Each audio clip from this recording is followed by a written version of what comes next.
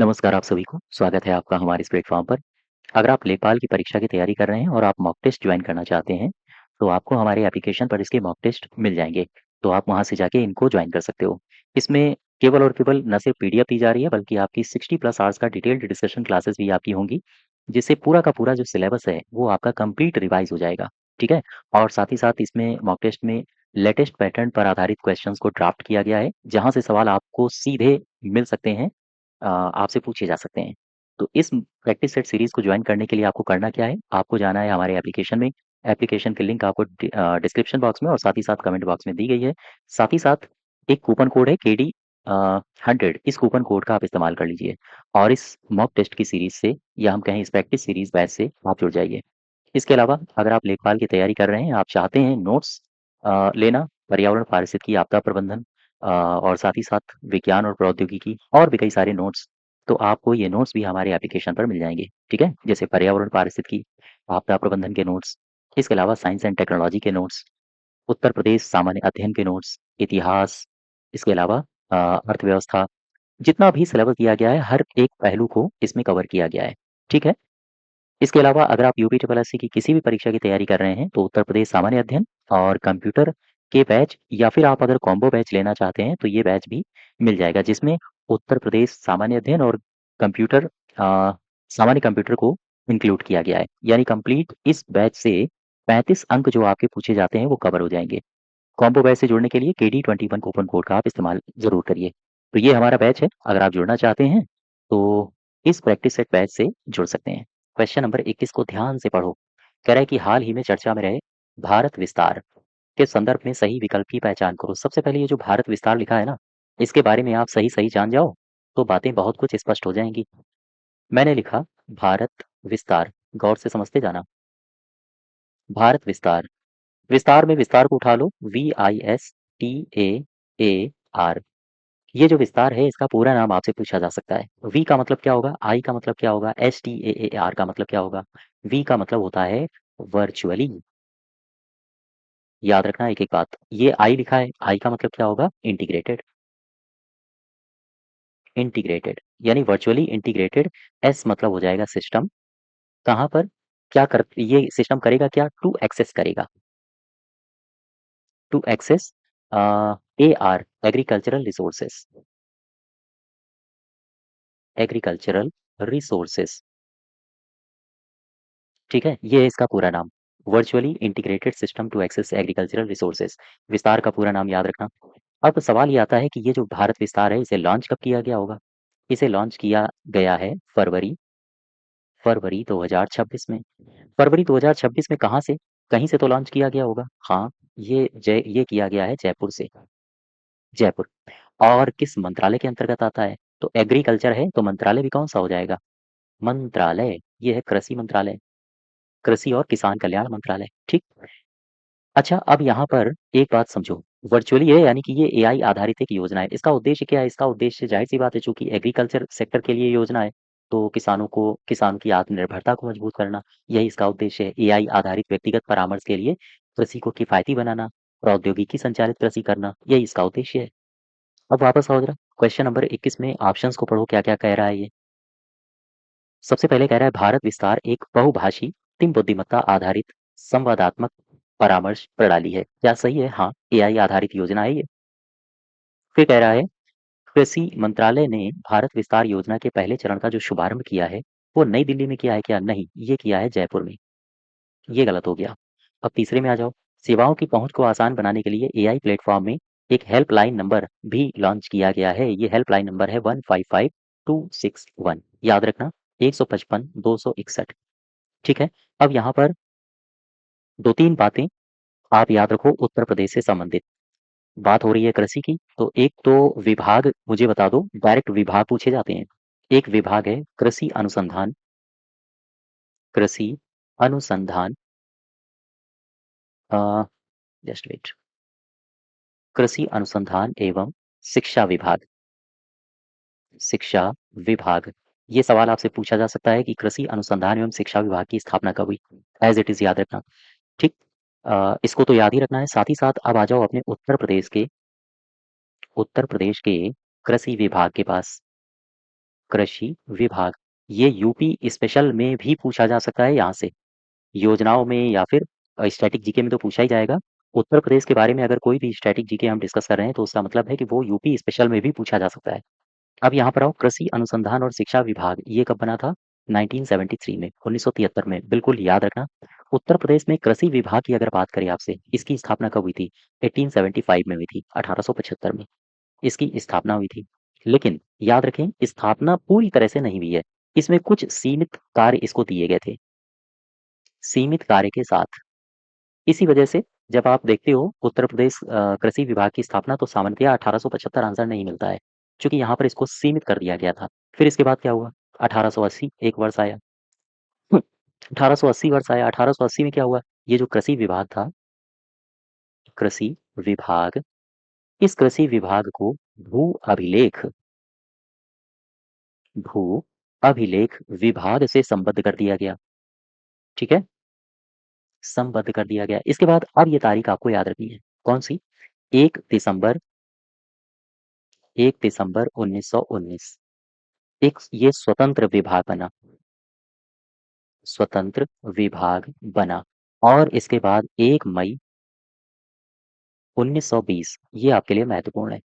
1 मई 1920 में क्या हुआ? 1 मई 1920 को इस उत्तर प्रदेश कृषि विभाग की विधिवत स्थापना की गई, विधिवत स्थापना। तो ये ईयर आपके लिए महत्वपूर्ण है, पूछा जाता है। ठीक। कृषि अनुसंधान और शिक्षा विभाग की स्थापना कब हुई? 1973 में। और उत्तर प्रदेश कृषि विभाग ये 1920 में स्टैब्लिश होता है पूरी तरह से। अब वापस आ जाओ जरा क्वेश्चन में। इसमें सही उत्तर क्या होगा? एक सही है और तीसरा सही है, यानी कि एक और तीन सही हो जाएगा, सी पार्ट। मैं आपको लिए चलता हूँ 22 में, 22 में। इसको ध्यान से पढ़ो। कृषि अवसंरचना कोष, यानी कि एग्रीकल्चरल इंफ्रास्ट्रक्चर फंड, इसको शॉर्ट में AIF कहा जाता है। फिर से समझ लो मैं क्या कह रहा हूँ, शॉर्ट में AIF कहा जाता है कृषि अवसंरचना कोष को, यानी इसको कहेंगे एग्रीकल्चरल इंफ्रास्ट्रक्चर फंड।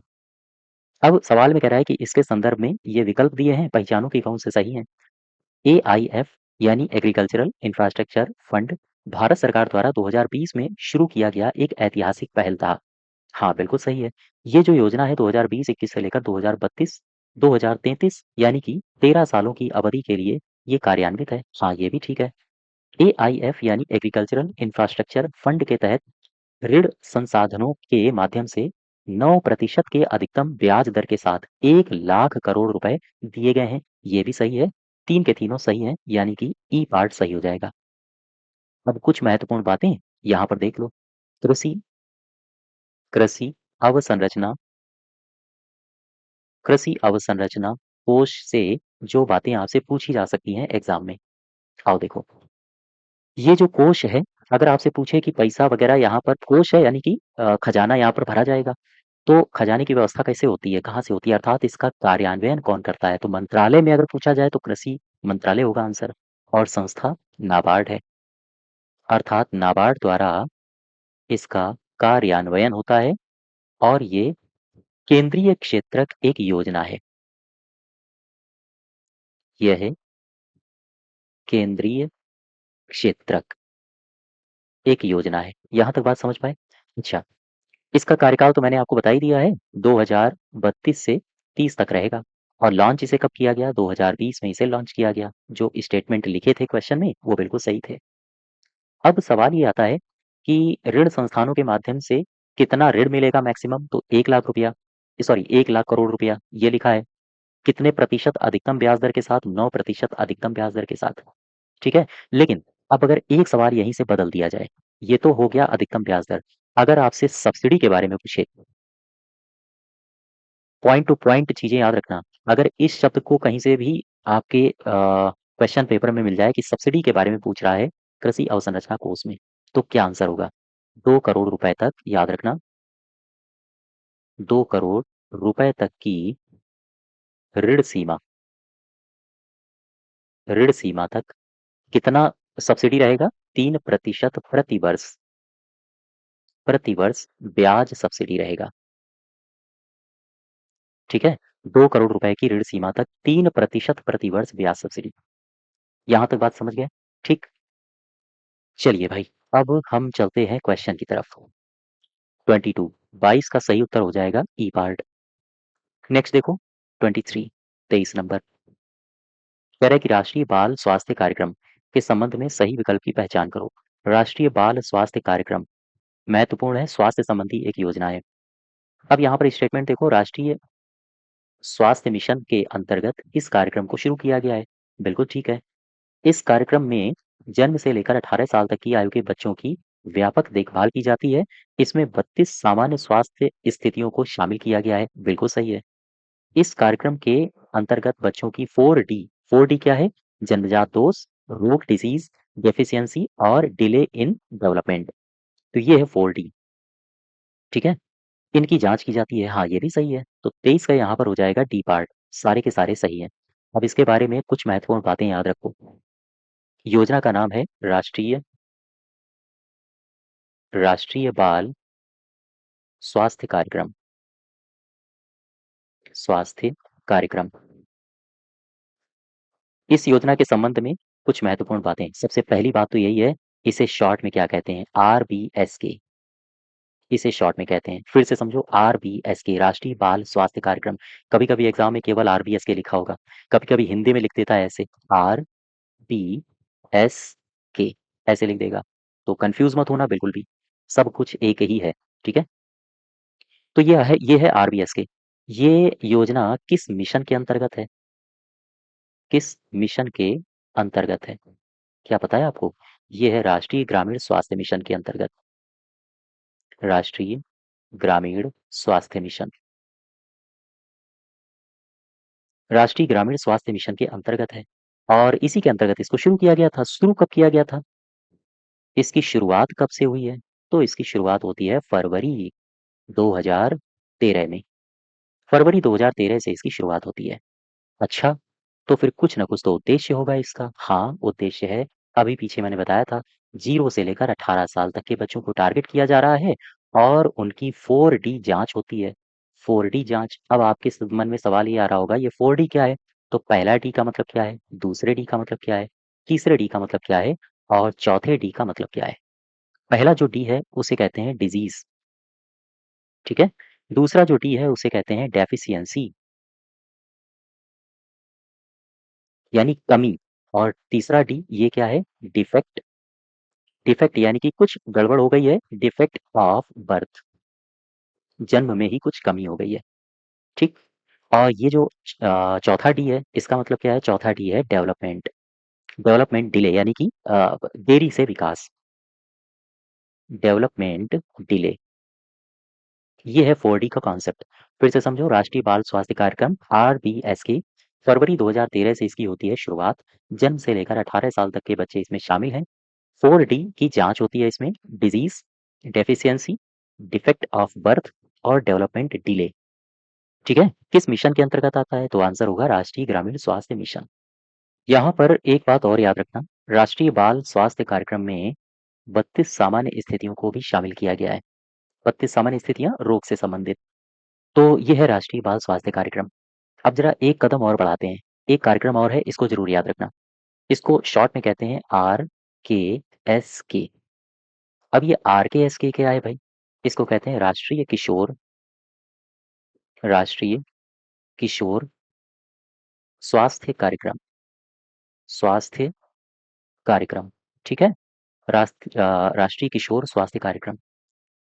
तो सबसे पहले तो इसका शॉर्ट फॉर्म याद रखोगे, RKSK। आपसे ऐसे भी लिख के आ सकता है, RKSK। तो बिल्कुल भूलना नहीं है, क्योंकि लेखपाल में इस तरह के भी क्वेश्चन अगर आए हैं तो कंफ्यूजन हुआ है कैंडिडेट्स में। तो हर तरफ से तैयार रहिए, RKSK। अब जरा इसमें देखो कौन कौन सी बातें हैं जो आपको याद रखनी चाहिए। राष्ट्रीय किशोर स्वास्थ्य कार्यक्रम, एक तो बात यहाँ से आपको पक्का पता हो रही होगी, स्वास्थ्य से संबंधित योजना है, इसका मतलब है मंत्रालय कौन सा होना चाहिए? तुक्का लगा दो, कौन सा? स्वास्थ्य मंत्रालय। स्वास्थ्य और परिवार कल्याण मंत्रालय। ठीक है। ये तो मंत्रालय हो गया। अच्छा, ये योजना है तो कभी ना कभी तो शुरुआत हुई होगी इसकी। हाँ बिल्कुल, शुरुआत कब से हुई है? 2014 से। 2014 से इसकी शुरुआत हुई थी, 7 जनवरी से। 7 जनवरी 2014। तो जैसे मैंने अभी बताया था आपको, राष्ट्रीय बाल स्वास्थ्य कार्यक्रम में 0 से 18 साल तक के आ रहे थे बच्चे। तो ये जो राष्ट्रीय किशोर स्वास्थ्य कार्यक्रम है, इसमें कौन आएंगे? इसमें आएंगे किशोर। वो बाल था, देखो, थोड़ा सा गंभीरता से देखा करो चीजों को। ये बाल है, बाल मतलब बच्चे। बच्चा कैसा होगा? छोटा भी हो सकता है, 1 साल से भी कम हो सकता है। हम्म, ठीक है। और ये है किशोर, किशोर तो बड़ा हो गया। किशोर बड़ा हो गया तो फिर आ जाओ, उम्र सीमा 10 से लेकर 19 साल तक का ले लो। 10 से लेकर 19 साल तक के जो किशोर हैं, वो इस योजना के लाभार्थी बन जाएंगे।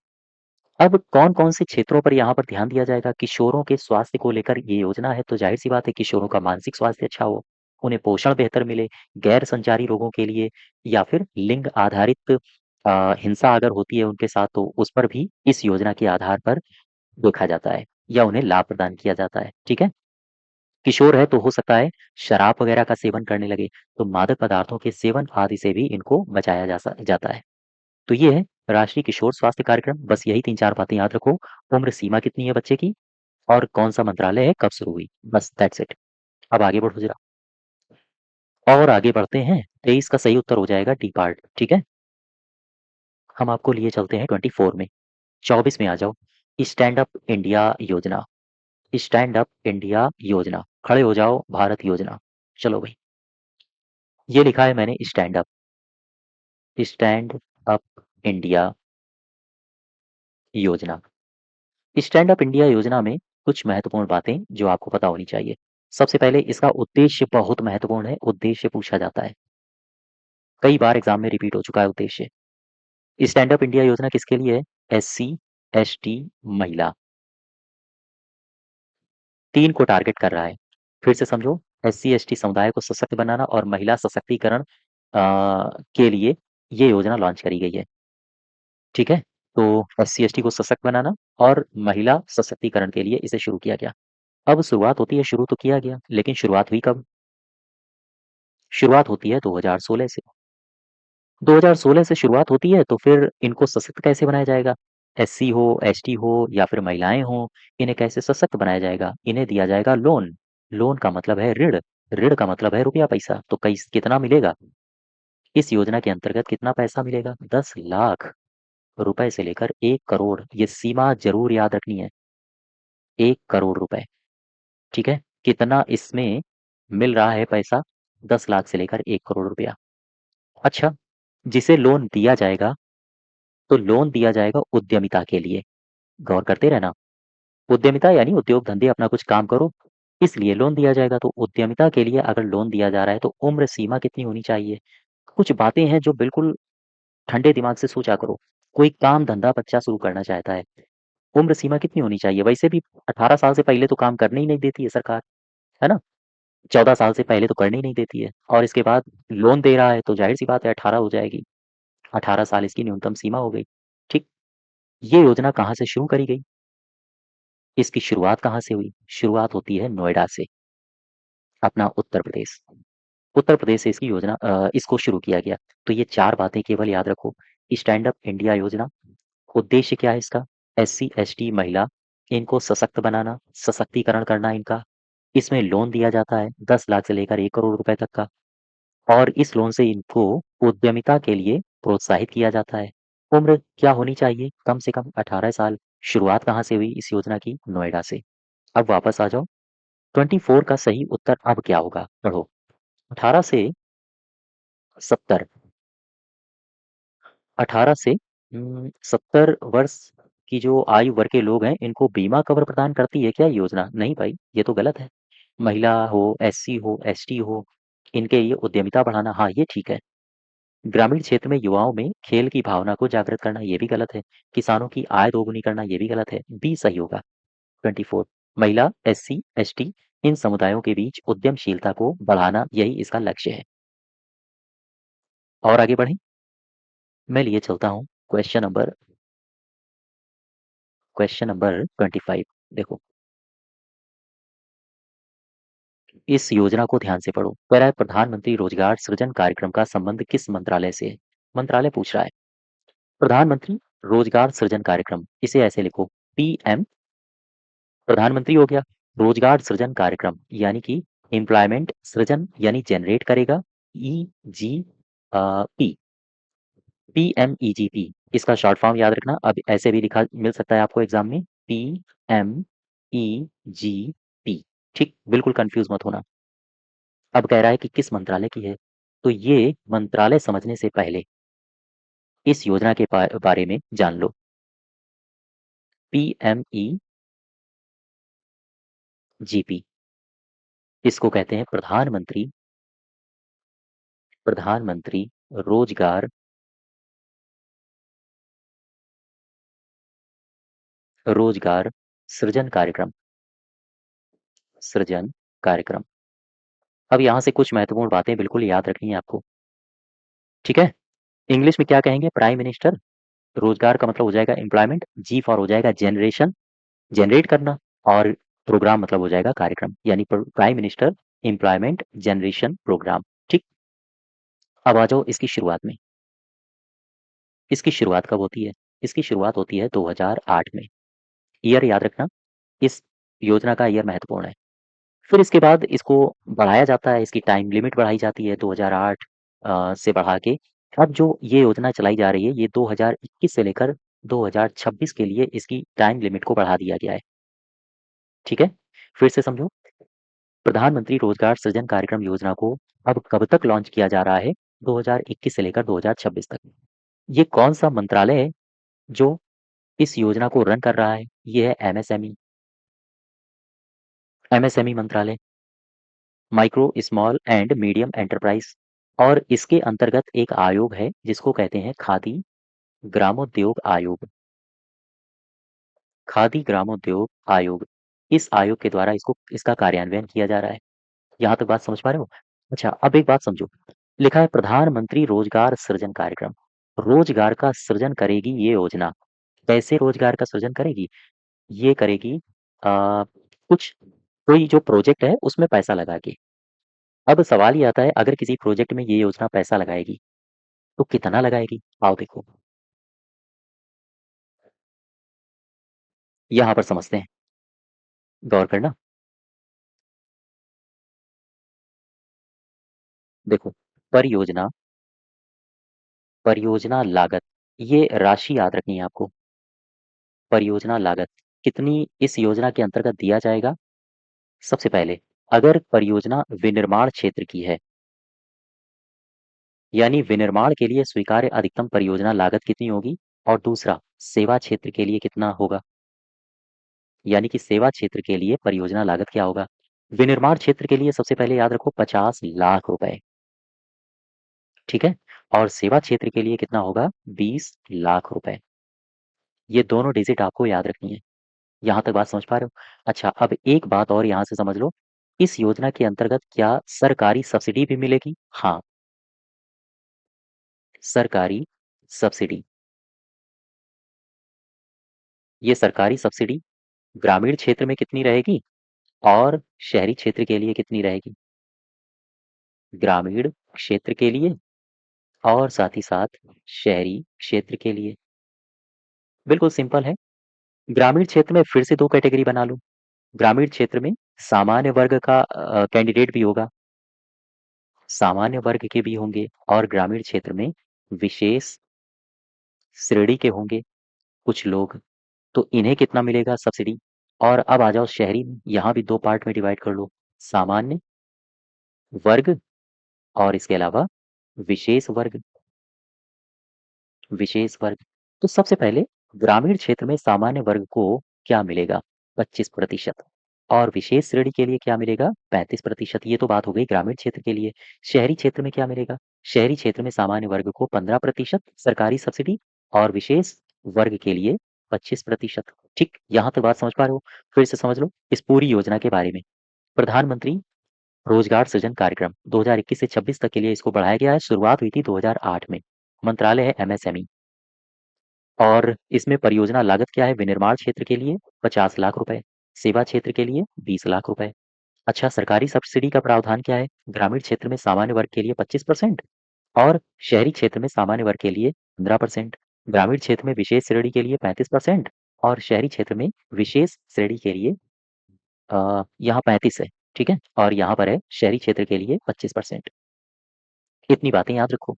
वापस आ जाओ। 25, इसमें सही उत्तर होगा ई पार्ट। ई पार्ट 25 हो गया। अब आ जाओ 26 में। 26 में कह रहे सामुदायिक विकास से संबंधित कार्यक्रमों को प्रशासित करने के लिए योजना आयोग के तहत सामुदायिक परियोजना प्रशासन के रूप में एक संगठन की स्थापना हुई थी, वो कब हुई थी? सबसे पहले यहाँ पर 2 बातें हैं, इस सवाल को पूरा समझो, बार-बार पढ़ो इसको, अगर ना समझ में आ रहा हो तो। इसको ध्यान से पढ़ना देखो। एक तो बात है सामुदायिक विकास, कह रहे हैं सामुदायिक विकास से संबंधित जो कार्यक्रम चलाए जा रहे थे, उनका प्रशासन करना है। उनके प्रशासन के लिए योजना आयोग के अंतर्गत एक प्रशासन संगठन बनाया गया था जिसको कहते हैं सामुदायिक परियोजना प्रशासन संगठन।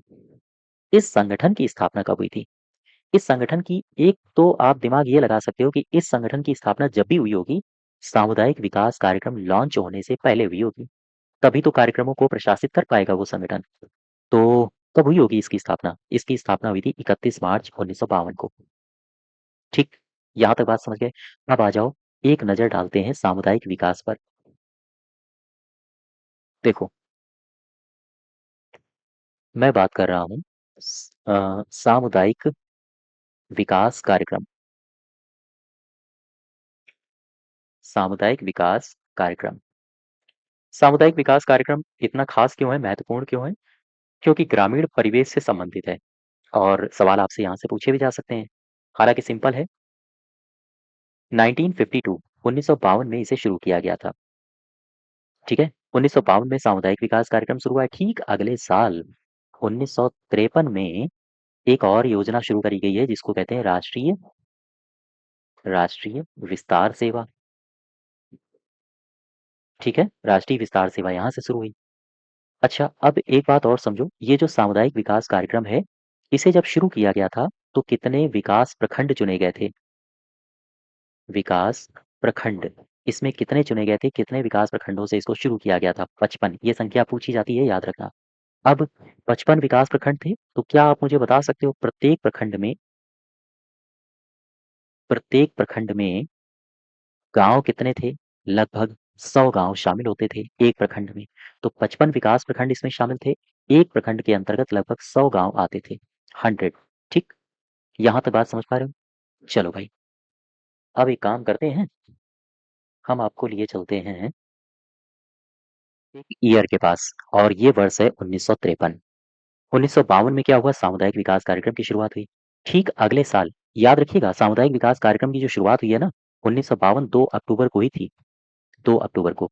और 2 अक्टूबर को ही 2 अक्टूबर 1953 को ही एक नया कार्यक्रम शुरू हुआ था। नाम है इसका राष्ट्रीय विस्तार सेवा।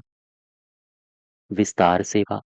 आपसे ये सवाल पूछा जा सकता है कि सामुदायिक विकास कार्यक्रम हो या राष्ट्रीय विस्तार सेवा हो, इनको लगभग 3 साल के लिए शुरू किया गया था। 3 साल के लिए। ठीक है? 3 सालों के लिए कार्यक्रम था, इसके बाद फिर समय-समय पे इसको आगे बढ़ाया गया। लेकिन ये कार्यक्रम हो गए फेल। जब फेल हो गए, तो फिर उस समय प्रधानमंत्री थे पंडित जवाहरलाल नेहरू। इन्होंने एक शख्स को बुलाया, जिनका नाम था बलवंत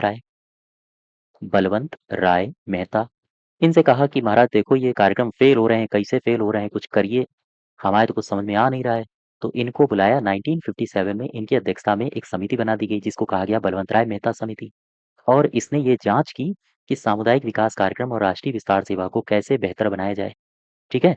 और फिर इसके बाद इस समिति ने अपनी सिफ़ारिशें दी। इसी समिति की सिफ़ारिश के आधार पर भारत में सबसे पहले पंचायती राज को लागू किया गया 2 अक्टूबर 1959 से नागौर राजस्थान में बगदरी गाँव था। तो ये सारी बातें हम आपसे डिस्कस कर चुके हैं पॉलिटी में, जब हमने आपको 73rd कॉन्स्टिट्यूशनल अमेंडमेंट एक्ट पढ़ाया था। ठीक? बस केवल और केवल अब आपको रिवाइज़ करना है। यहाँ से शुरुआत होती है पंचायती राज की। अब यहीं से बलवंत राय मेहता समिति ने कौन-कौन सी सिफ़ारिशें थी, अशोक मेहता ने क्या कहा, एल.एम. सिंघवी समिति ने क्या कहा, टी.के. थुंगन समिति ने क्या कहा, सारी की सारी समितियाँ आपके लिए महत्वपूर्ण हैं। चलो भाई, वापस आ जाओ अपने क्वेश्चन में। 26 का सही उत्तर होगा 31 मार्च 1992। मैं आपको लिए चलता हूँ क्वेश्चन नंबर 27 में, 27। ई ग्राम स्वराज पोर्टल को कब लॉन्च किया गया? 24 अप्रैल सन 2020 में। ई ग्राम स्वराज पोर्टल, यहाँ पर आओ। ये लिखा मैंने, ई ग्राम स्वराज पोर्टल। ई ग्राम स्वराज पोर्टल लिख तो दिया, 2-3 बातें बता दो। एक तो बता दो इसकी शुरुआत और फिर मुझे बता दो ये किस मंत्रालय के अंतर्गत है, और फिर मुझे बता दो इसका उद्देश्य क्या है। ये बातें बताओ। तो सबसे पहले शुरुआत देख लो, 24 अप्रैल को, 24 अप्रैल 2020 को इसकी शुरुआत होती है। मंत्रालय कौन सा है? पंचायती राज मंत्रालय। ठीक है। और उद्देश्य क्या है इसका? उद्देश्य है पीआरआई। पीआरआई का मतलब समझ रहे हो? पंचायती राज इंस्टीट्यूशंस, पंचायती राज संस्थाएं। पीआरआई की योजना रिपोर्टिंग करना, योजना रिपोर्टिंग और लेखांकन में पारदर्शिता लाना, लेखांकन में पारदर्शिता लाना, ये था इसका टारगेट। फिर से समझो, ई ग्राम स्वराज पोर्टल शुरुआत कब हुई है? 24 अप्रैल 2020 को। मंत्रालय कौन सा है? पंचायती राज मंत्रालय है। उद्देश्य क्या है? पंचायती राज इंस्टीट्यूशंस की योजना रिपोर्टिंग और साथ ही साथ लेखांकन में पारदर्शिता लाना, ये है इसका उद्देश्य। अब कुछ महत्वपूर्ण बातें हम आपको बता देते हैं। 16th फाइनेंस कमीशन से संबंधित 16वां वित्त आयोग, 16वां वित्त आयोग, इसने अभी सिफारिशें दी हैं कुछ, और ये इसने सिफारिशें दी हैं, हर क्षेत्र के लिए दी हैं, लेकिन आपके लिए स्थानीय स्वशासन, स्थानीय स्वशासन के लिए दी गई सिफारिशें महत्वपूर्ण हैं। सिफारिशें हैं कब से कब तक के लिए? 2026 27 से लेकर 2030 31 के लिए है। एज इट इज चीजें बिल्कुल याद रखना है आपको, पूछे जा सकते हैं। स्थानीय स्वशासन का मतलब क्या है? इसमें शामिल हो जाएगा आरएलबी, रूरल लोकल बॉडीज, और यूएलबीज, अर्बन लोकल बॉडीज, दोनों ही इसमें शामिल हैं। ठीक। तो 16वें वित्त आयोग ने 2026-27 से 30-31 के लिए टोटल स्थानीय स्वशासन के लिए कितना वित्त देने का वादा किया है, सरकार से सिफारिश की है? टोटल बताओ। 791,493 करोड़ रुपए। फिर से समझो, 791,493 करोड़ रुपए ये टोटल है। अब अगर आपसे पूछे, ये तो है 2026-27 से 30-31 तक टोटल, 5 साल का। अगर आपसे अलग अलग वित्त वर्ष का पूछ ले तब क्या करोगे? आओ देखो। 2026-27 के लिए कितना है? 1 मिनट। हाँ ठीक है, 2026-27, 2027-28 के लिए कितना आवंटित किया गया है? 2029, 1 मिनट, 29 नहीं, यहाँ होगा 28।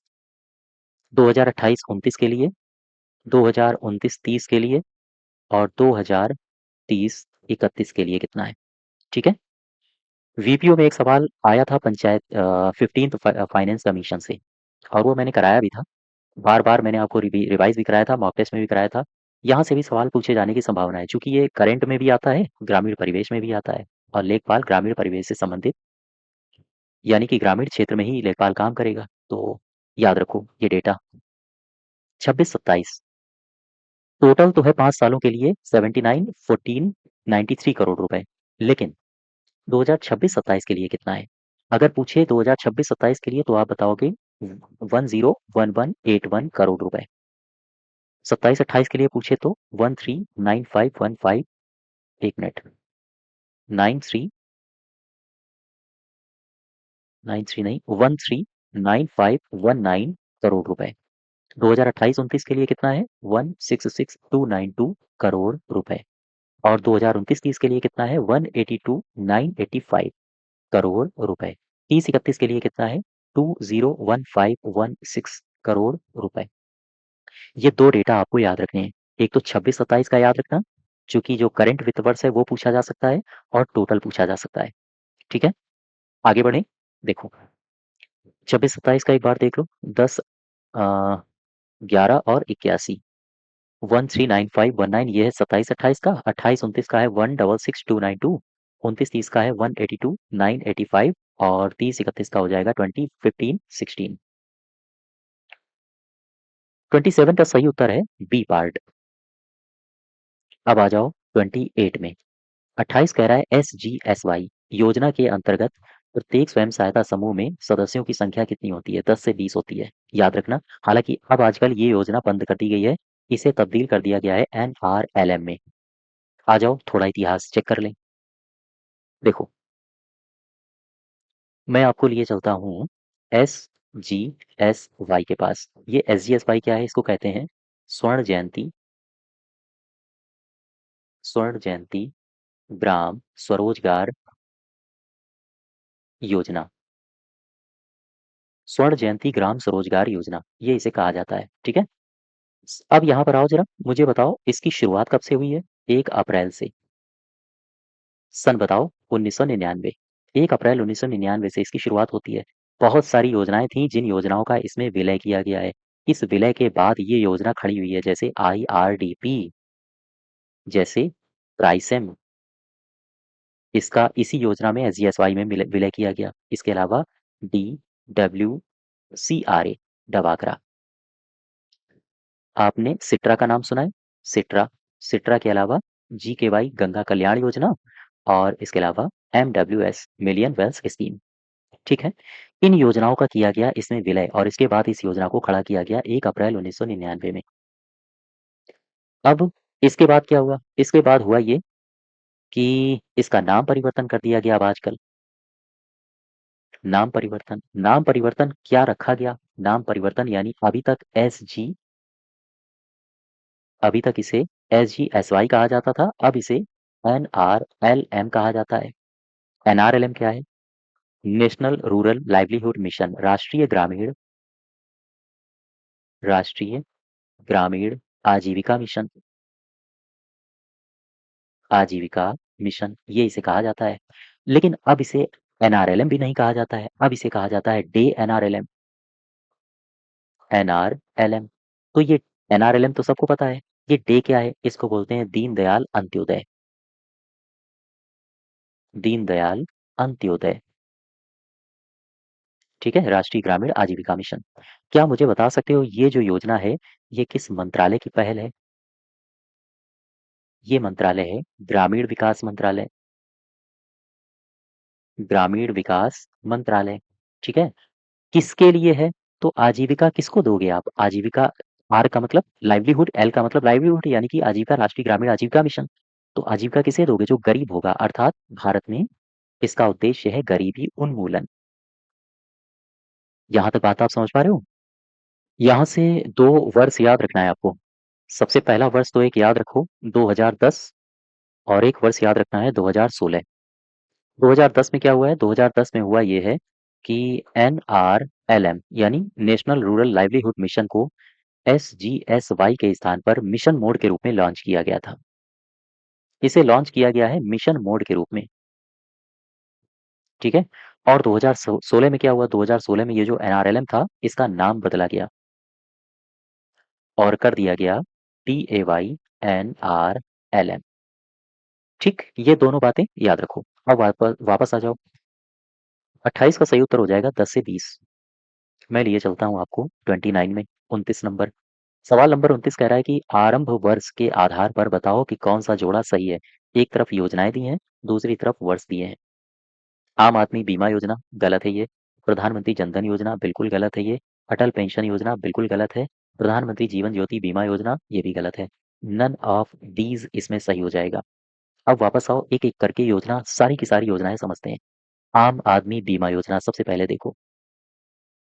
आम आदमी बीमा योजना, बीमा योजना, आम आदमी बीमा योजना में मुझे एक बात बताइए, ये एक शब्द लिखा है आम आदमी। आम आदमी का मतलब क्या होता है? इस योजना में आम आदमी की परिभाषा क्या गढ़ी गई है? इसका मतलब है ग्रामीण आदमी, इसका मतलब है ग्रामीण और साथ ही साथ भूमिहीन आदमी, ठीक है। इसके लिए सामान्यतया ये योजना है। अच्छा, ग्रामीण और भूमिहीन। अब यहाँ पर देखो जरा, आम आदमी बीमा योजना में अगर हम आपसे पूछें 2-3 बातें जो फैक्ट हैं। सबसे पहली बात कि इसकी शुरुआत कब से हुई है? 2007 से। यहाँ पर देखो, यहाँ ऑप्शन में दिया था 2005, इसलिए गलत हुआ है। 2007 से इसकी होती है शुरुआत। पर बीमा है ये योजना, आम आदमी बीमा योजना, इसकी खास बात ये है कि ये एक बीमा वाली योजना है। इसका मतलब है कि जब भी कभी ये आम आदमी मरेगा या विकलांग होगा या आंशिक विकलांग होगा या पूर्ण विकलांग होगा, उसे पैसा दिया जाएगा। बोलो भाई, तो बीमा का आवरण क्या होगा? बीमा का आवरण देखो, 4 बातें याद रखनी है। पहली बात, दूसरी बात, तीसरी बात, और ये रही चौथी बात। यहाँ पर लिखा है बीमा, ठीक है। बीमा, जस्ट वेट, एक काम करते हैं, मैं नए पेज से चलता हूँ। ऐसे देखो, बीमा का आवरण। अब यहाँ से ध्यान से समझना, बीमा का आवरण यहाँ पर क्या हो रहा है? 2 पार्ट में इसको डिवाइड करें। मान लो ये कोई व्यक्ति है, आम आदमी है, 2 घटनाएँ इसके साथ घट सकती हैं, जब इसको बीमा मिलेगा। 2 घटनाएँ ये घट सकती हैं कि महाराज जी की मृत्यु हो गई, डेथ हो गई और या फिर इनका एक्सीडेंट हो गया, इनके साथ दुर्घटना हो गई, ठीक है? तो अगर इनकी डेथ होती है, तो इनको कैस क्या पैसा मिलेगा? हालाँकि इनको तो नहीं मिल पाएगा, ये तो खत्म हो गए होंगे, इनके परिवार को मिलेगा। और अगर ये महाशय अपंग हैं, तो फिर दुर्घटना हो गई है इनकी, विकलांग हो गए हैं जनाब, तो फिर इनको क्या पैसा मिलेगा? डेथ की स्थिति में 2 कंडीशंस देखो, अगर प्राकृतिक डेथ हुई है, प्राकृतिक रूप से डेथ हुई है, तो फिर 30,000 रुपया, और अगर डेथ हुई है किसी दुर्घटना की वजह से, तो फिर 75,000 रुपया, ठीक है? याद रखना। अब आ जाओ अपंगता में, अपंगता भी अगर आंशिक हुई है और अगर पूर्ण अपंगता हो गई है, पूर्ण अपंगता का मतलब कोई 2 अंग खत्म हो गए, और आंशिक का मतलब कोई 1 अंग खत्म हो गया। तो अगर आंशिक है अपंगता तो 37,500 रुपया, और अगर पूर्ण है अपंगता तो 75,000 रुपया, 75,000 रुपया, ये राशि याद रखना है। फिर से समझ लो बीमा का आवरण क्या है, किस योजना के अंतर्गत? आम आदमी बीमा योजना के अंतर्गत शुरुआत हुई है 2007 से। अगर इस व्यक्ति की डेथ हो जाती है प्राकृतिक तो 30,000 रुपया, दुर्घटना में होती है तो 75,000 रुपया, अपंग हो जाता है ये आंशिक रूप से तो 37,500 मिलेगा, और अगर पूरी तरह से अपंग हो गया तो फिर मिलेगा 75,000 रुपया। अब सवाल ये आता है कि ये जो योजना है ये किस मंत्रालय की है? ठीक है, देखो, मंत्रालय, तो मंत्रालय कौन सा आएगा? नाम है श्रम और रोजगार मंत्रालय। फिर मेरा सवाल ये है कि ये योजना किसके द्वारा संचालित की जा रही है? अर्थात इसकी कार्यान्वयन एजेंसी कौन है? एलआईसी है। ठीक। अगर कोई बंदा लेना चाहे लाभ इस योजना के अंतर्गत, तो मुझे बताओ लाभार्थी की उम्र क्या होनी चाहिए? उम्र होनी चाहिए 18 टू 59 साल। तो फिर अगर बीमा राशि आपको 37,000, 75,000, 30,000 ऐसे मिल रही है, तो कुछ प्रीमियम भी तो जमा करोगे। हाँ, प्रीमियम जमा करना पड़ेगा, 200 रुपया वार्षिक। बस ये बातें हैं, याद रखो। अच्छा, इसमें एक खास बात और है। इस योजना के अंतर्गत जैसे सपोज करो ये कोई व्यक्ति है, ठीक है? ये लाभार्थी है। इस व्यक्ति ने अ, इसमें एप्लीकेशन दे रखा है, यानी कि आम आदमी बीमा योजना का ये बंदा है लाभार्थी। अब इस ये योजना कहती है कि अगर इस व्यक्ति के 2 बच्चे हैं, 2 बच्चे हैं, और ये 2 बच्चे 9th 12th में पढ़ने वाले बच्चे हैं, तो इन बच्चों को प्रति माह 100 रुपया छात्रवृत्ति भी मिलेगी। ये अच्छी योजना है, ठीक है? तो ये कुछ महत्वपूर्ण बातें हैं, याद रखो। एक बार फिर से मैं कहो तो रिवाइज़ कर दूँ। देखो, आम आदमी बीमा योजना शुरुआत 2007 से हुई है। आम आदमी का मतलब है ग्रामीण भूमिहीन, और ये श्रम और रोजगार मंत्रालय के अंतर्गत आती है, संचालित एलआईसी कर रहा है, लाभार्थी की उम्र 18 से 59 साल होनी चाहिए। प्रीमियम इसमें 200 रुपया होता है। लाभार्थी के अगर 2 बच्चे हैं, 9वीं और 12वीं में हैं, तो प्रति माह 100 रुपया छात्रवृत्ति का भी वो अधिकारी होगा। बीमा आवरण क्या है? अगर डेथ हो जाती है, प्राकृतिक होती है तो 30,000 रुपया, दुर्घटना हो के मृत्यु होती है तो 75,000 रुपया, अपंगता अगर आ जाती है, आंशिक आ गई है तो 37,500 रुपया, और अगर पूर्ण अपंगता है तो 75,000 रुपया मिलेगा। ठीक? अच्छा, अब वापस आओ। ये तो हो गई आम आदमी बीमा योजना। मैं आपको लिए चलता हूँ प्रधानमंत्री जन धन योजना के पास। देखो, प्रधानमंत्री जन धन योजना, ठीक है? प्रधानमंत्री जन धन योजना। प्रधानमंत्री जन धन योजना, इसे क्या कहेंगे शॉर्ट में? पीएमजेडीवाई, बिल्कुल नहीं भूलना है, पीएमजेडीवाई। सबसे पहले मुझे प्रारंभ बता दो।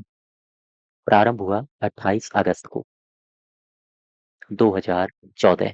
28 अगस्त 2014 से इसकी शुरुआत होती है। मुझे बताओ इसका आदर्श वाक्य।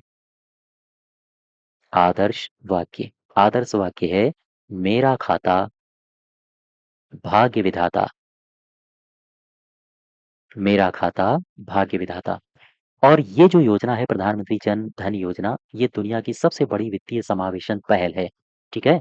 और इसकी खास बात यह है कि इस योजना की जो उपलब्धियां हैं उन्हें Guinness book of world records में मान्यता दी गई है। इसके अलावा योजना के मूल सिद्धांत क्या है? योजना के मूल सिद्धांत, ये बातें याद रखो। मूल सिद्धांत ये है कि एक तो अगर आप खाता खुलवाना चाहते हैं तो जीरो बैलेंस खाता आप खुलवा सकते हैं। अच्छा, तो क्या इसमें डेबिट कार्ड भी जारी किया जाता है? हाँ, इसमें स्वदेशी डेबिट कार्ड जारी किया जाएगा। और ये जो जारी किया जाएगा, इसमें क्या होगा? क्या मुझे बता सकते हो इसमें दुर्घटना बीमा कवर कितना होगा? ये आपसे पूछा जा सकता है। 2 लाख रुपए का दुर्घटना बीमा कवर होगा। क्या इस योजना के अंतर्गत ओवरड्राफ्ट सुविधा भी मिलती है? ओवरड्राफ्ट सुविधा आप कहोगे हाँ, मिलती है। कितनी? 10,000 रुपया। 10,000। ठीक। तो ये कुछ महत्वपूर्ण बातें हैं, याद रखो प्रधानमंत्री जनधन योजना से। एक तो पॉइंट याद रखना है, दूसरा पॉइंट ये याद रखना है। ये दोनों ही पॉइंट्स महत्वपूर्ण हैं। अब वापस आओ। आम आदमी मैंने आपको बता दिया, प्रधानमंत्री जनधन मैंने आपको बता दिया। मैं आपको लिए चलता हूँ अटल पेंशन के पास। चलो भाई, अटल पेंशन योजना। अटल पेंशन योजना, इसको कहेंगे एपीवाई। अटल पेंशन योजना एपीवाई। क्या आप बता सकते हो इसे लॉन्च कब किया गया? 2015 में। इसकी उम्र सीमा क्या मुझे आप बता सकते हो? अटल पेंशन योजना का जो लाभ लेगा व्यक्ति, उसकी उम्र सीमा होनी चाहिए 18 से 40 साल। ठीक। अच्छा, अभी हाल ही में सरकार ने घोषणा की है कि अटल पेंशन योजना को 2030-31 तक बढ़ाया जा रहा है।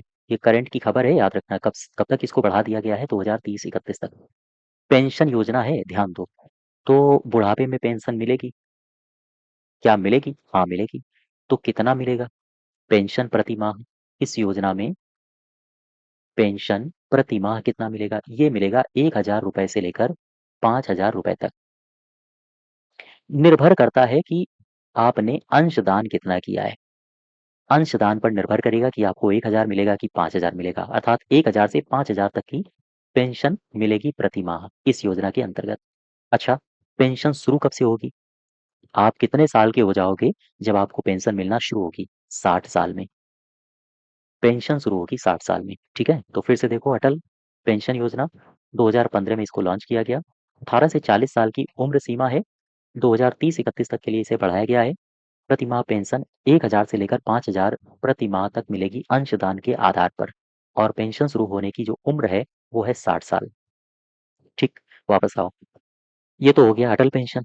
अब आपको लिए चलता हूँ प्रधानमंत्री जीवन ज्योति बीमा योजना के पास। देखो, प्रधानमंत्री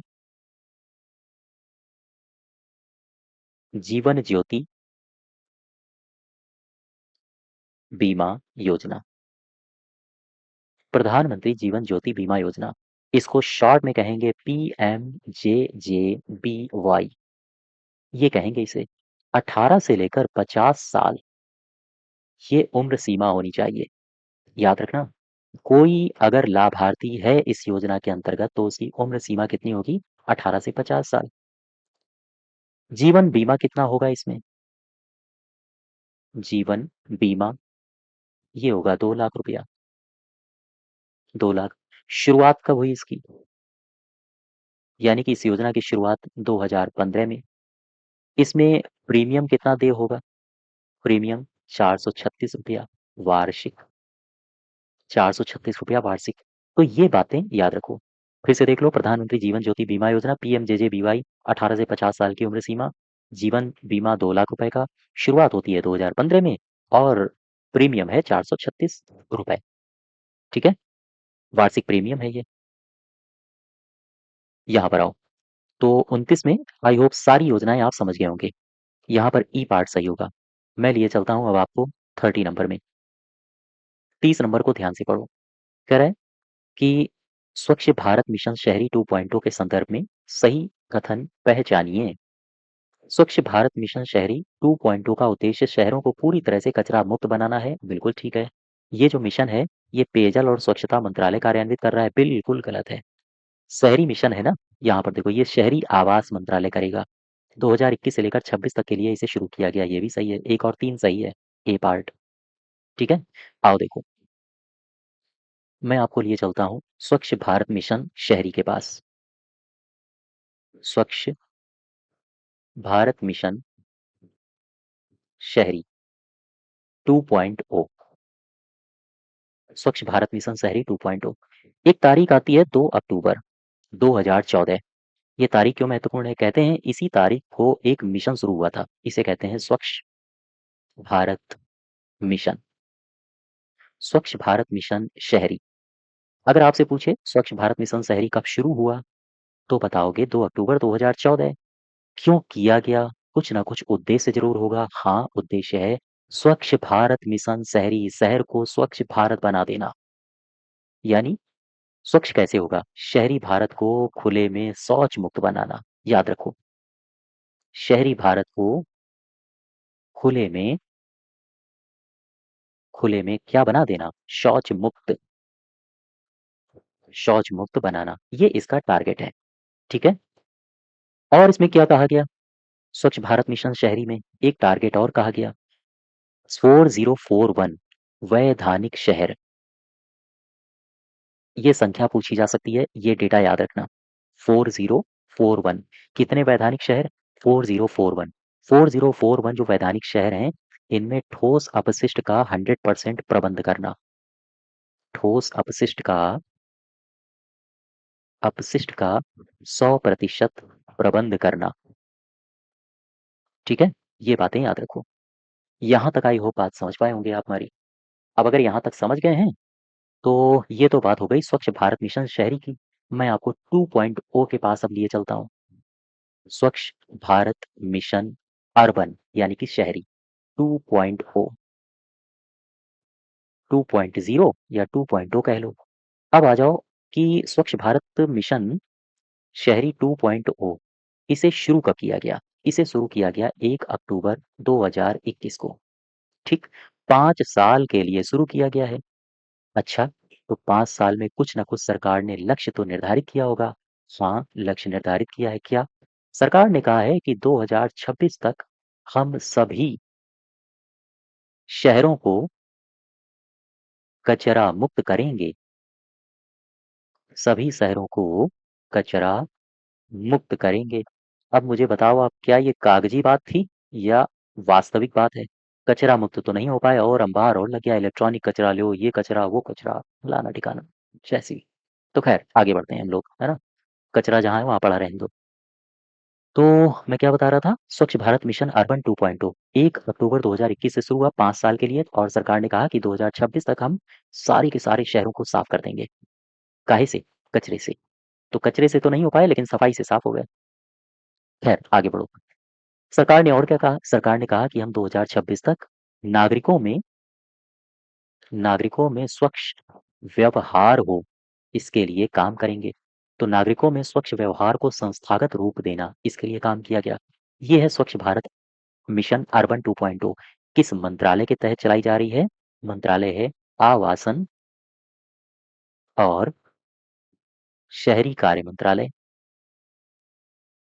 ठीक है। आवासन और शहरी कार्य मंत्रालय। तो खैर, ये है 2.0। इसके लक्ष्य याद रखना। हमें याद रखना, सीधे सवाल पूछा जा सकता है कि 2026 तक भारत के कितने शहरों को कचरा मुक्त करने का लक्ष्य रखा गया है? सारे, ऑल। और कब तक ये लागू रहेगी? 5 सालों के लिए इसका टारगेट किया गया था 2026 तक। ठीक है। कौन सा मंत्रालय चला रहा है? आवास और शहरी कार्य मंत्रालय। यहाँ तक बात समझ पा रहे हो? नेक्स्ट देखो, क्वेश्चन नंबर 31। इसमें कह रहा है उत्तर प्रदेश सरकार के द्वारा उत्तर प्रदेश के मूल निवासी विशिष्ट खिलाड़ियों को लक्ष्मण रानी लक्ष्मीबाई पुरस्कार से सम्मानित करने की योजना है। इसके अंतर्गत अलंकृत होने वाले खिलाड़ियों को प्रशस्ति पत्र, लक्ष्मण रानी लक्ष्मीबाई की कांस्य प्रतिमा, वर्ती लेख और कितनी नकद राशि प्रदान की जाती है? कितनी नकद राशि प्रदान की जाती है? 511000 रुपए, या 10110000, 311100, या फिर 111000। हालांकि अभी तक ये राशि मिलती थी, अब ये गलत हो गया है। अब यहाँ पर अपडेट कर दिया गया है। इसका सही उत्तर होगा ई पार्ट। आओ जरा देखें कितनी राशि मिलती है अब। देखो, मैं बात कर रहा हूँ लक्ष्मण रानी लक्ष्मीबाई पुरस्कार योजना। ठीक है? पुरस्कार योजना। यहाँ से कुछ महत्वपूर्ण बातें जो आपको पता होनी चाहिए, वो ये हैं कि ये जो पुरस्कार योजना है, ये यूपी के मूल निवासी वाले खिलाड़ियों के लिए है। अर्थात उत्तर प्रदेश के जो मूल निवासी हैं और जो खिलाड़ी हैं, उनके लिए ये योजना है। ठीक? इसमें ये साफ-साफ लिखा है कि भैया इसमें पुरस्कार मिलता है।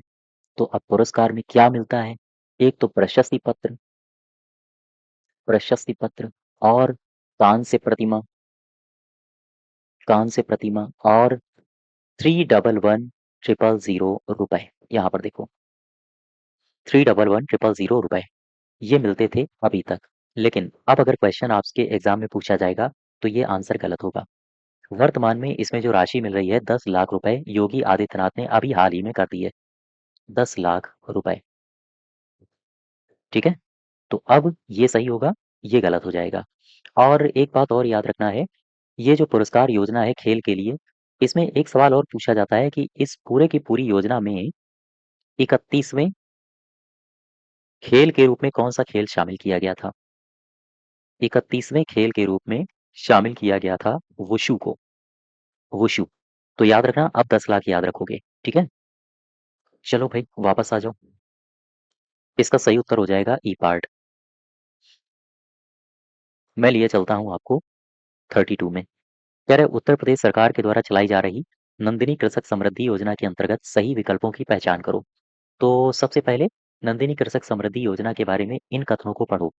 इस योजना का प्रमुख उद्देश्य उच्च उत्पादन क्षमता वाले गोवंश का संवर्धन करना है। बिल्कुल ठीक है। यह योजना प्रदेश के 18 मंडल मुख्यालय जनपदों में लागू है। हाँ, ये भी सही है। इस योजना के अंतर्गत लाभार्थी का जो अंश होता है 35% होता है, ये गलत है। एक और दो, डी पार्ट इसमें सही हो जाएगा। ठीक। अब इस योजना के बारे में डिटेल में जान लो। नंदिनी कृषक समृद्धि योजना।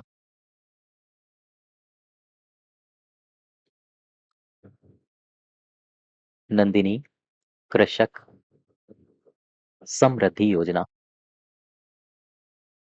समृद्धि योजना। नंदिनी कृषक समृद्धि योजना में कुछ महत्वपूर्ण बातें हैं, जैसे बातें क्या है? ये जो योजना है ये 18 मुख्यालयों में 18 मंडल मुख्यालयों वाले जनपद में लागू है। ठीक है? और इस योजना के अंतर्गत जो इकाई है, इकाई जब स्थापित की जाती है तो उसमें कितनी गायें होती हैं? 25 गायों की इकाई स्थापित की जाती है। ठीक? और ये जो 25 गायों की इकाइयाँ स्थापित की जाती हैं, इसमें कौन-कौन सी गायों की प्रजाति को शामिल किया जाता है? एक तो प्रजाति हो गई साहीवाल, दूसरी हो गई गिर, इसके अलावा थारपाकर थारपाकर के अलावा गंगातीरी गंगातीरी। ठीक है? इन प्रजातियों को शामिल किया जाता है। अब यहाँ से वित्त पोषण के बारे में ज़रूर याद रखना। आओ देख लो। वित्त पोषण वित्त पोषण में 3 बातें आपको याद रखनी हैं। एक तो लाभार्थी अंश आपसे पूछे तो होगा 15%। अगर आपसे पूछे बैंक ऋण, वित्त पोषण में बैंक ऋण कितना मिलेगा? तो ये मिलेगा 35%। और अगर आपसे पूछे अनुदान कितना मिलेगा सरकार की तरफ से, तो ये मिलेगा 50%। टोटल हो गया 5 5 10, 5 3 8 1 9 1 10, 100%। ये है लाभार्थी अंश। कितना? 15। बैंक से ऋण कितना मिल रहा है? 35। अनुदान कितना है? 50। ठीक है? तो ये बात याद रखो। इसके अलावा मान लो इस योजना के अंतर्गत ये व्यक्ति लाभ लेना चाहता है, तो इसकी कुछ ना कुछ पात्रता होनी चाहिए। बोलो भाई। हाँ, इसकी कुछ ना कुछ होनी चाहिए पात्रता। ठीक? और अगर इसकी कुछ ना कुछ पात्रता होगी, तो फिर नंदिनी कृषक समृद्धि योजना के अंतर्गत ये लाभार्थी बन सकेगा। तो पात्रता क्या होगी? गोपालन का 3 साल का अनुभव। 3 साल का अनुभव काहे का? गोपालन का। ठीक है? इसके अलावा इस योजना के अंतर्गत अनिवार्य भूमि होनी चाहिए आपके पास। अगर आप इस योजना का लाभ लेना चाहते हैं तो अनिवार्य भूमि होनी चाहिए। अनिवार्य भूमि कितनी होनी चाहिए? एक तो होनी चाहिए 1.5 एकड़। ये 1.5 एकड़ भूमि होनी चाहिए चारा वगैरह के लिए। और इसके अलावा आपके पास भूमि होनी चाहिए 0.5 एकड़ एक्स्ट्रा। ये 0.5 एकड़ किसके लिए है? ये आधारभूत संरचना के लिए है। आधारभूत संरचना यानी इकाई स्थापित करने के लिए। ठीक है? तो चारे आदि के लिए कितनी एकड़ की भूमि होनी चाहिए अनिवार्य है? 1.5 एकड़। और आधारभूत इंफ्रास्ट्रक्चर के लिए आधा एकड़। ठीक? तो ये है नंदिनी कृषक समृद्धि योजना। यहाँ पर इकाई स्थापित करने के लिए गायें कितनी है? 25। कौन-कौन सी प्रजातियाँ शामिल हैं? शाही, गिर, थारपाकर, गंगातीरी। कितना वित्त पोषण है? 15% लाभार्थी अंश होगा, बैंक ऋण 35% होगा, अनुदान 50% होगा। पात्रता क्या होनी चाहिए? 3 साल का अनुभव होना चाहिए गोपालन या फिर महिष पालन का। और अनिवार्य भूमि 1.5 एकड़ चारा के लिए, आधा एकड़ इंफ्रास्ट्रक्चर के लिए। That's it. वापस आ जाओ। सही उत्तर होगा डी पार्ट। मैं लिए चलता हूँ अब आपको और थोड़ा-सा आगे 35 के पास। पढ़ो। कह रहा है कि उत्तर प्रदेश सरकार ने प्रदेश में तेजी से हो रहे शहरीकरण और बढ़ते तापमान के कारण शहरी क्षेत्र में हरित आवरण की कमी, वायु प्रदूषण और जलवायु परिवर्तन जैसी समस्याओं से निपटने के लिए एक योजना शुरू करी है जिसका नाम है उपवन योजना। ये शुरू करी है जुलाई 2024 में। ए पार्ट इसमें सही होगा। उपवन योजना, इसका उद्देश्य क्या है? तो शहरों में हरित आवरण बढ़ाना, वायु प्रदूषण कम करना, शहरी ताप को कम करना, यही इसका उद्देश्य है। अब यहाँ पर 2 पॉइंट हैं जो फैक्ट हैं, इनको याद रखो। उपवन योजना। उपवन योजना 2024 में शुरू करी गई। इस योजना का टारगेट है कि मिनी फॉरेस्ट का विकास किया जाएगा। मिनी फॉरेस्ट का विकास किया जाएगा। और ये जो मिनी फॉरेस्ट का विकास होगा, ये होगा मियावाकी पद्धति से। ठीक है? मियावाकी पद्धति, पौधे रोपने की। इसके अलावा इसका एक टारगेट और है। ये कहा गया है इसके अंतर्गत कि जो प्रत्येक नगर निगम में हरित क्षेत्र का विकास किया जाएगा। हरित क्षेत्र का विकास किया जाएगा। और कितने वर्ग मीटर के क्षेत्र में विकास किया जाएगा? 2000। 2000 वर्ग मीटर के क्षेत्र में प्रत्येक नगर निगम में हरित क्षेत्र का विकास करना इस योजना का टारगेट है। तो 33 का सही उत्तर हो जाएगा ए पार्ट। मैं लिए चलता हूँ आपको 34 के पास। पढ़ो जरा। बाबा साहेब अम्बेडकर रोजगार प्रोत्साहन योजना के जो लाभार्थी होते हैं, उनकी उम्र सीमा क्या होती है? ये पूछ रहा है आपसे। तो उम्र सीमा होती है 18 से लेकर 65 ईयर्स, 18 से 65। इस योजना के बारे में जान लो। नाम है बाबा साहेब अम्बेडकर। बाबा साहेब अम्बेडकर रोजगार प्रोत्साहन रोजगार प्रोत्साहन योजना। बाबा साहेब अम्बेडकर रोजगार प्रोत्साहन योजना। क्या बता सकते हो कि इस योजना को मंजूरी कब मिली? 2019 में। क्या बता सकते हो कि इस योजना का पूर्व नाम क्या था? हाँ, क्या था? अम्बेडकर विशेष रोजगार योजना। विशेष रोजगार योजना, ये था इसका नाम। अच्छा, इस योजना के अंतर्गत कुछ अनुदान दिया जाता है क्या? हाँ, अनुदान भी मिलता है। तो अनुदान किसे मिलता है? किसे मिलता है? एक तो मिलता है एससी, एसटी, दिव्यांग के लिए अलग अनुदान सीमा है और सामान्य के लिए अलग अनुदान सीमा है। तो एससी, एसटी के लिए क्या है? परियोजना लागत का, जो भी परियोजना है चलाई जा रही है परियोजना, उसकी कुछ ना कुछ लागत होगी। तो परियोजना लागत का 35% अर्थात 70,000 रुपए। और सामान्य के लिए है परियोजना लागत का 25%। यहाँ 35 है, यहाँ है 25% अर्थात लगभग 50,000 रुपए। ठीक? तो एससी एसटी दिव्यांग के लिए 70,000 है और सामान्य वर्ग के लिए 50,000 है। ये बातें आप आई होप समझ पा रहे होंगे। और आगे बढ़ें।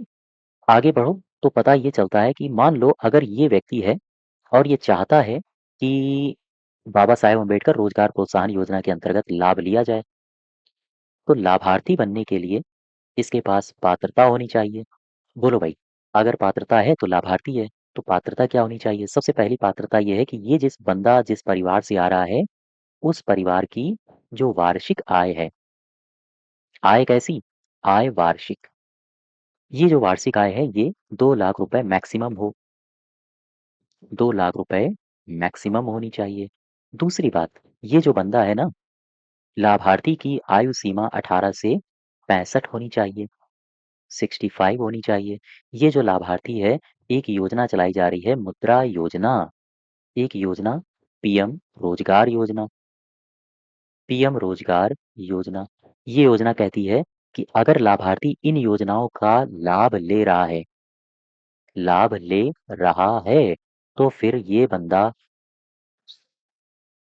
बाबा साहेब अम्बेडकर रोजगार प्रोत्साहन योजना का लाभ नहीं ले पाएगा। ठीक, फिर से समझो मैं क्या कह रहा हूँ। लाभार्थी की पात्रता क्या होनी चाहिए? परिवार की वार्षिक आय 2 लाख रुपया से ज़्यादा ना हो, उम्र 18 से 65 साल हो। अगर ये लाभार्थी मुद्रा योजना, प्रधानमंत्री रोजगार योजना का लाभ ले रहा है, तो फिर उसे इस योजना के लाभ से वंचित कर दिया जाएगा। यहाँ तक समझ पाए आप? आ जाओ, क्वेश्चन नंबर 34 का सही उत्तर होगा सी पार्ट। मैं लिए चलता हूँ 35 में आपको। 35 नंबर पढ़ो, कह रहा है कि उत्तर प्रदेश में घर-घर सोलर पहल की शुरुआत किस जिले से हुई है? आंसर होगा वाराणसी, वाराणसी। और ये किसने शुरू करी थी? ये शुरू किया था टाटा पावर, टाटा पावर ने। 36 में आओ।